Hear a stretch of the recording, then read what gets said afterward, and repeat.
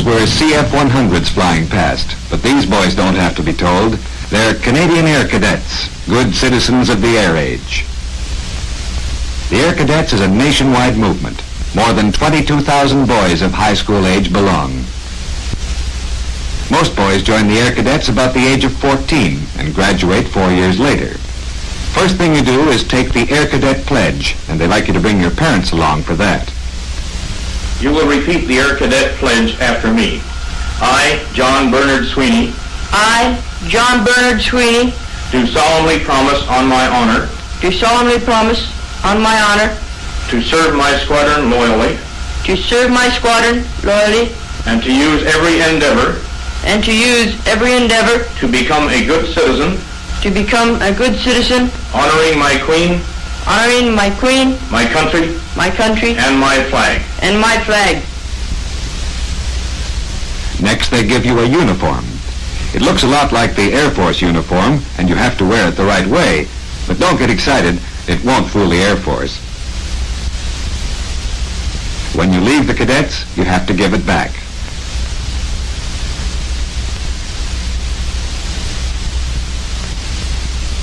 One night a week, the squadron gets together for classes. These are held in schoolrooms or community halls or in Air Force buildings, and sometimes the squadron has its own private headquarters provided by the local sponsoring committee. The cadets are supervised by men who give up their spare time to serve as officers and instructors. The officers hold commissions in a special branch of the RCAF Reserve and wear Air Force uniforms when they're on duty. Many of the instructors are regular school teachers and teach a variety of aviation subjects. Sometimes the cadets teach each other. Quite often, the most interesting subjects of all can be learned from the most highly qualified men. Civil airline pilots frequently donate their time to these classes, along with weather forecasters, engineers, and radio technicians. After class, it's off to the canteen for a Coke and a sandwich. The Mother's Auxiliary is standing by for the invasion.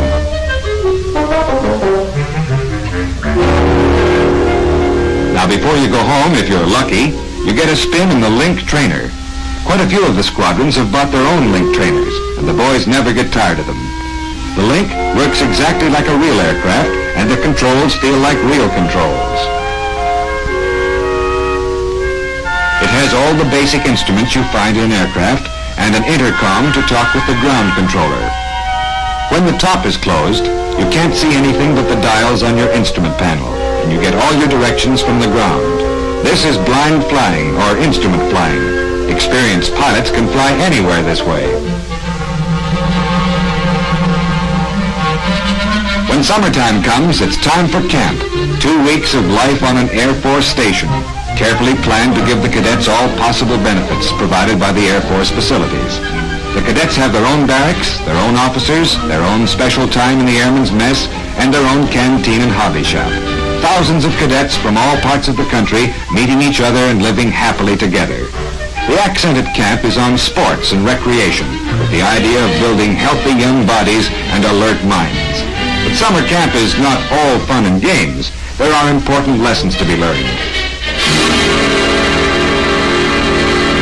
Competent lifeguards are on hand to teach the cadets the latest methods in life-saving and artificial respiration. More than one life has been saved by the lessons learned at summer camp.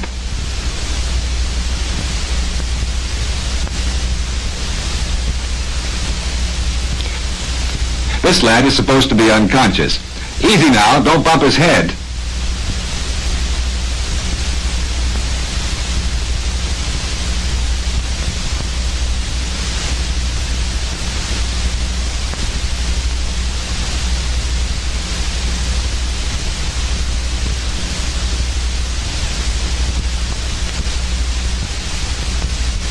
Raising the patient's arms helps to drain the water from his lungs. Massaging his legs helps his circulation. Military life includes many things. A visit of the Air Officer Commanding and officials of the Air Cadet League means work for the band.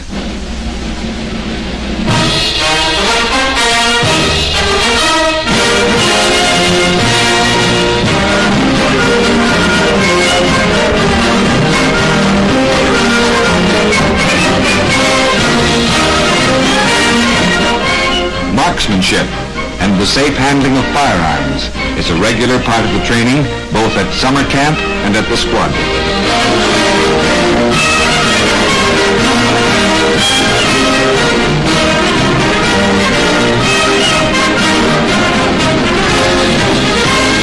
One of the great advantages of living on an Air Force station is the chance to get an intimate look at Canada's frontline operational aircraft, even the latest jet fighters.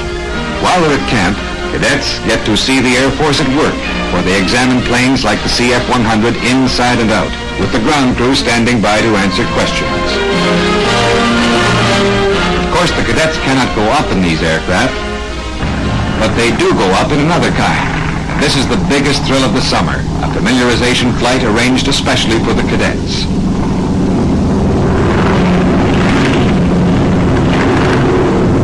All the cadets have been thoroughly briefed and provided with maps in order to practice navigation. The Expediter aircraft carries 5 or 6 cadets at a time for a 45-minute flight. During the flight, everybody will have his turn in the co-pilot seat.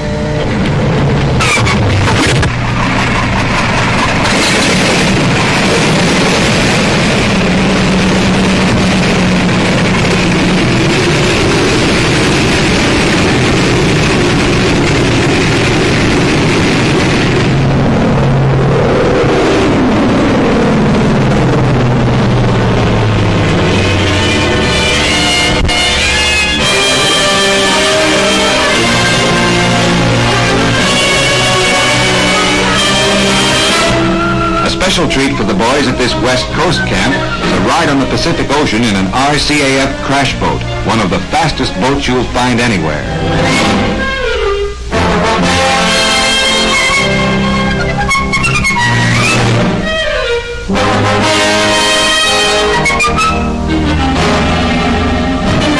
After 1 or 2 summers at camp, the senior cadets are in line for some exciting rewards.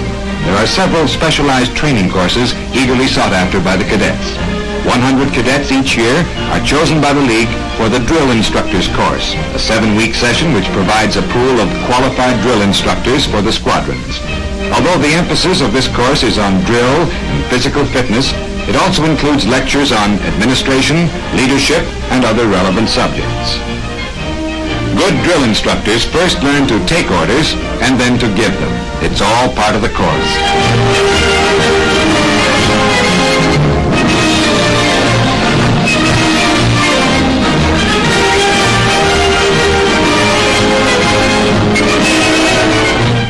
Everyone who graduates successfully from this course is given a training bonus of $100.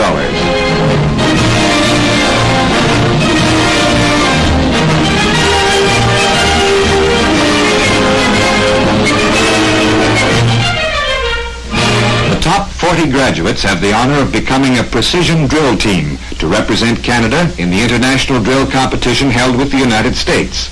It requires long hours of practice, for intricate movements have to be learned by heart.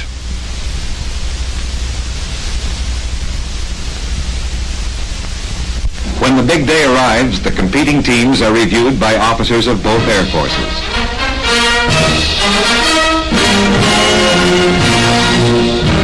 The American team leads the parade.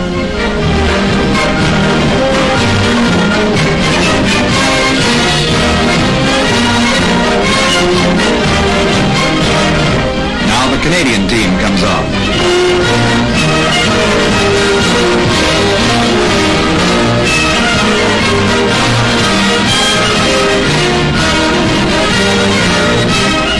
The judges look them over.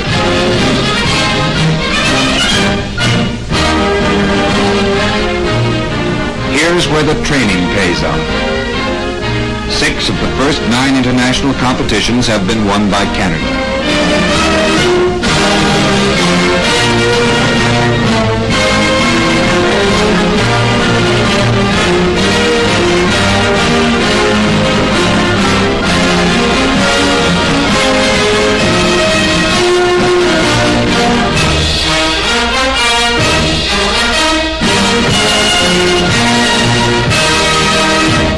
After the Canadian performance, the panel of judges adds up the score. Now the American team is inspected. The 4 judges are qualified Air Force officers, 2 from each of the competing countries. The American style of precision drill is radically different from the Canadian. They call it monkey drill.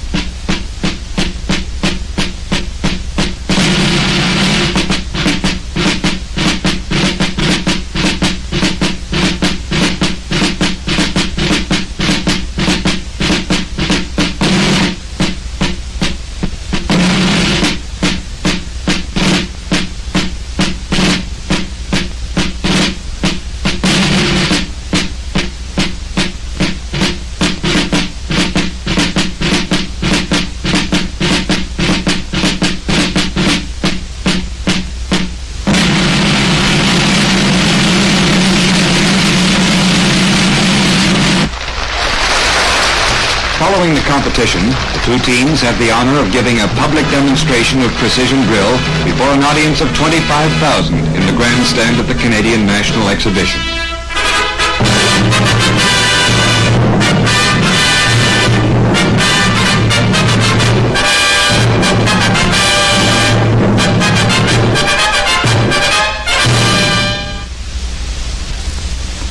But there's more to being a senior cadet than learning about drill. The Air Cadet movement has a real need for administrative and organizing talent and leadership.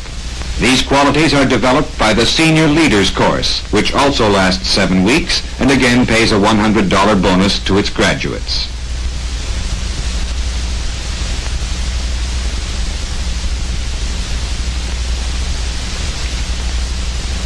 These are the cadets who will take over responsible positions in their home squadrons, and later on, in business and community life. The Senior Leaders course is held at Camp Borden and given by RCAF officers who are specialists in this field. As in the early squadron training, the subjects here are chosen to supplement but not duplicate the regular schoolwork of the cadets. The main object is to turn out young men who will be a success in any walk of life.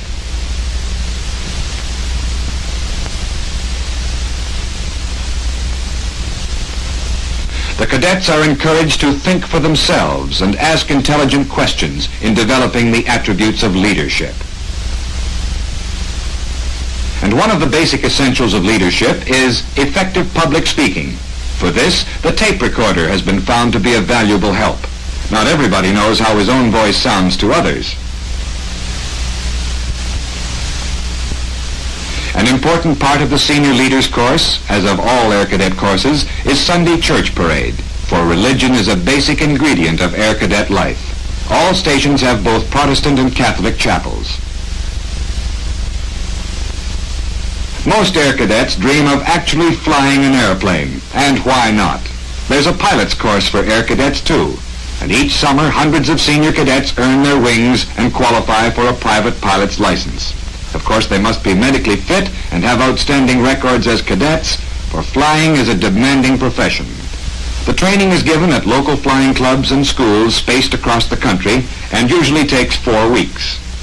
Before you actually go aloft, there's a lot to learn on the ground. Weather, theory of flight, navigation, air regulations all require written exams.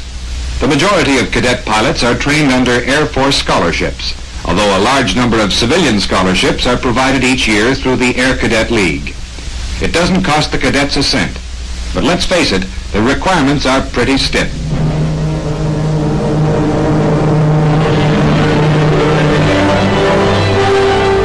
Now let's go along with the cadet who's about to make his first solo.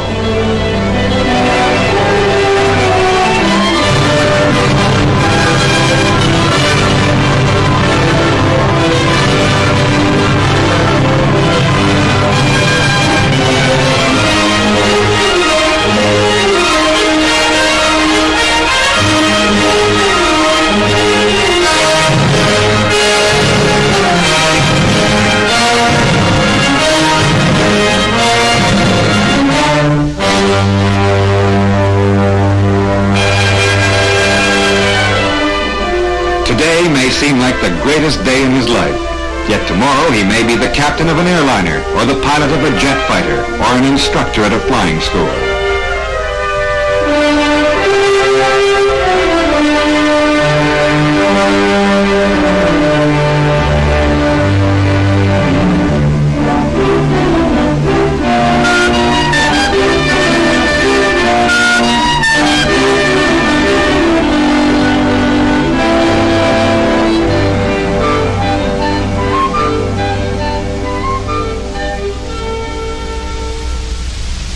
Yes, there's a great future in aviation for those who are eager to learn.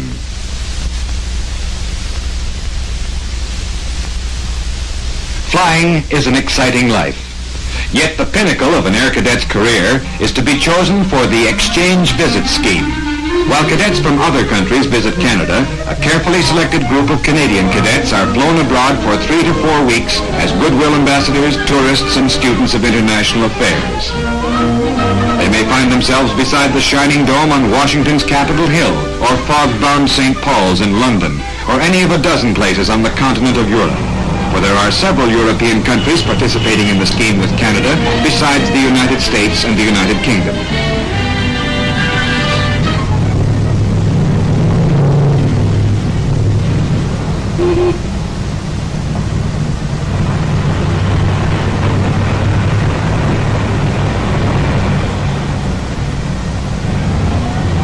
How is all this possible? How do these boys come to be looking over Westminster Abbey at no expense to themselves or their families? Who provides all the costly training, equipment, and rewards these boys enjoy? Part of the answer is given in the annual dinner of the Air Cadet League of Canada, the civilian organization on which the movement depends for its life. For every squadron in the cadets is supported by a sponsoring committee of local businessmen and interested citizens, and there are similar voluntary committees at provincial and national levels. In the presence of the Minister of National Defense and high officials of the RCAF, the members of the League are thanked by Air Marshal Sleman. It is a pleasure for me, as a serving officer and Chief of the Air Staff, to pay tribute tonight to the men gathered in this room and to the many thousands of like gentlemen across the country who have made such a great contribution to the Air Cadet movement.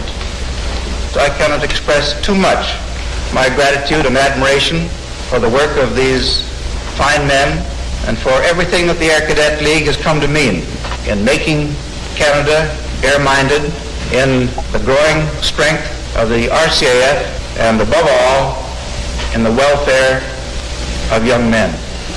To train these young men as Air Cadets is to build good citizens. And as a member of the RCAF, I can tell you sincerely that we take great pride as your partners in joining you and participating in this great work.